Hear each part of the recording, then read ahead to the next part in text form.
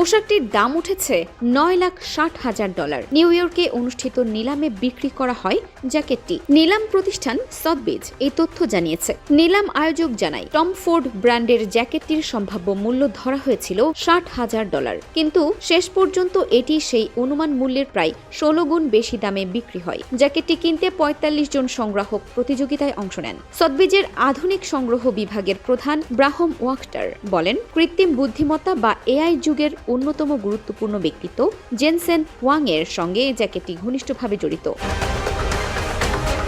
সে কারণেই সংগ্রাহকদের কাছে এর বিশেষ মূল্য রয়েছে। 62 বছর বয়সী জেনসেন হুয়াং 1993 সালে এনভিডিয়া প্রতিষ্ঠা করেন। বর্তমানে তিনি প্রতিষ্ঠানটির সহ প্রতিষ্ঠাতা ও প্রধান নির্বাহী। তার নেতৃত্বে এনভিডিয়া পরিণত হয়েছে বিশ্বের শীর্ষ এআই চিপ নির্মাতা ও বিশ্বের সবচেয়ে মূল্যবান তালিকাভুক্ত প্রতিষ্ঠানে। জেনসেন হুয়াং এর পোশাকের ধরন প্রযুক্তি অঙ্গনে বেশ পরিচিত। তিনি প্রায় সব জনসম্মুখে উপস্থিতিতেই কালো চামড়ার জ্যাকেট পরেন। 2021 সালে টাইম সাময়িকীর প্রচ্ছদেও তাকে একই ধরনের জ্যাকেট পরা অবস্থায় দেখা যায়। প্রযুক্তি বিশ্বের অনেকেই এটিকে তার সিগনেচার পোশাক হিসেবে মনে করেন। নিলামে জ্যাকেট বিক্রি থেকে পাওয়া অর্থ অলাভজনক প্রতিষ্ঠান এজ ইনস্টিটিউটকে দেওয়া হবে বলে জানায় সথবিজ। প্রতিষ্ঠানটি ইংরেজি শিক্ষা ও পশ্চিমা ব্যবসা ও শিক্ষা পদ্ধতি বিষয়ে পেশাজীবীদের প্রশিক্ষণ দেয়।